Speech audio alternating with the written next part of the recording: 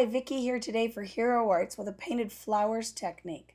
Switched it up a little bit today and decided to make a layout. So we're going to make these cute little flowers with layered brush strokes to create a fun little layout. So let's get started. You need a 1.5 inch circle punch to create a few little masks. You need a little bit of repositionable tape. We're going to use a Brushstrokes cling set. We're also going to use the painted circle woodblock set and these fun little ink cubes in the garden color family. Okay, and then you also need a fine tip marker. Let's get started. The base is going to be a grid paper, and we're going to start by creating 3 little circles, centers for the flowers using the painted circle woodblock.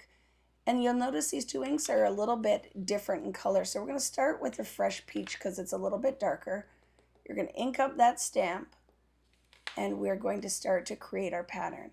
So go ahead and stamp 1 image at the top, and then you're going to ink up the stamp again, and you're going to stamp a second image just a little bit lower to the side. I turn the stamp a little bit too just to switch it up a bit. I'm inking it up, and now I'm going to add one more a little bit closer to the bottom and over to the side a bit. Okay, now we have kind of the base to build our flowers. So once that's done, now we use the fresh peach for the center because it was a little darker. Now we're going to create the petals using the soft cantaloupe. So go ahead and just use the medium-sized brush stroke from the Brushstroke cling set, and that's what we're going to create the larger petals with. So first to start, we just need to mask the center of those flowers so we don't get the ink in the middle. So just put a little adhesive on there and just place them in the center of the 3 stamped images. Once we get that done, we can start building our flowers. Okay, now just get rid of the extras. We have them in case we need another one. And now we're just going to ink up this medium brush stroke image, and we're going to build it to create some petals for our flowers. So go ahead and stamp that first one, just kind of shift it to the side a little bit. It doesn't have to be straight up and down. And now kind of make an extension of that first image off the bottom of the flower. This is a fun way to set up the pattern so you know your petals are evenly placed. It doesn't have to be exact. This whole idea should be that it's kind of painterly and fun, so you don't have to make all of the images perfect. Okay, so get that in, and now you have kind of a crisscross pattern, so that's the start of the pattern of the flower.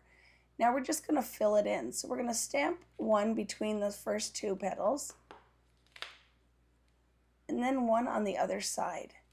And now we just need 2 more. So go ahead and ink that up. You don't have to necessarily ink the whole image because you're just layering the ink in the middle of the flower. We don't have to do that because it's covered anyway. So just go ahead and make that last image. Now you're going to repeat that for the other 2 flowers, but I'm just going to speed that up so you don't have to watch. Okay, so we have all 3 done. Now I like that, but I thought let's go and revisit that fresh peach and maybe add a middle flower or center to the flower. So we're going to use that smaller brush stroke, and we are going to go ahead and add that with the fresh peach in between all of those previous petals. So again, you don't necessarily have to ink up the whole image, just the tip of it, and start filling in between the previously stamped image. You can see how that's just a little bit darker, and what's nice with these shadow inks is that they dry a beautiful soft color. So it's a little bit deeper than the finished project will be. It almost has like a little bit of a chalky effect. It's beautiful, beautiful ink. So go ahead and just finish filling in the center of that flower. And when you're done that one, we're going to take the little mask off the middle, and watch, put your ink away so you don't put your hand in it. Peel that away and then just rub the ink away. I love repositionable adhesive for this. So now go ahead and just finish your other 2 flowers. And then again, I'm going to speed through that.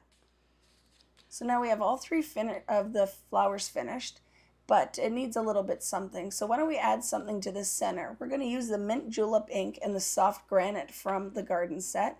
Start by inking that painted circle up with the mint julep, and then we're just going to add a little bit of a shadow with the soft granite. I love that we can do this in one step. So go ahead, ink that up, and now just stamp the center of the flowers. See, that really makes it pop. So we'll finish the other two doing the exact same thing. You don't have to clean the stamp in between. So go ahead and make another one and then just finish up that bottom flower. I love how this looks. And you don't have to worry about contaminating your ink blocks either. It works just fine. So now we have all three of those have a center, but I still think it needs a little bit something.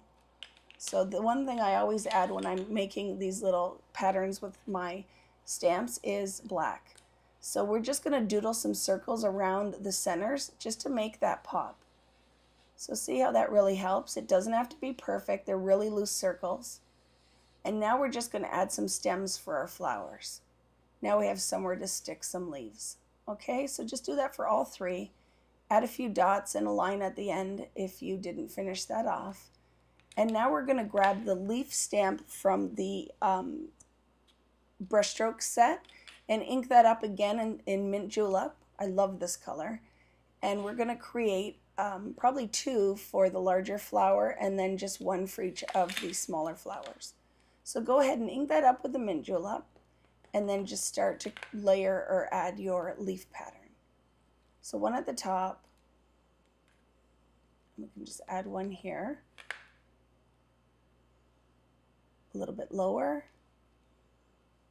And then we can add one on each of these other flowers. So what's nice with this is you don't have to just add this to a layout. If you're big into art journaling or if you need something on the cover of a chipboard album, this is a perfect technique. And I love that it's all from one stamp set and then one extra cling. So now you have that done, but let's just add a little bit of black so we can tie the leaves into the rest of the flower.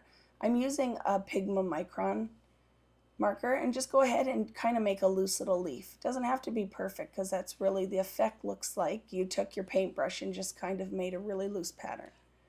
So that's done there, but I always like to add a little bit of dimension to my stamped images. So we're just going to pull out the finished layout and I'm going to show you where I added some pearls.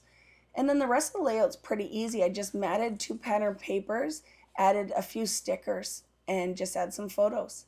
And here, look, there's a card as well. So for you card makers that aren't big into the scrapbooking, you still could make the quickest cards ever and just write a sentiment on.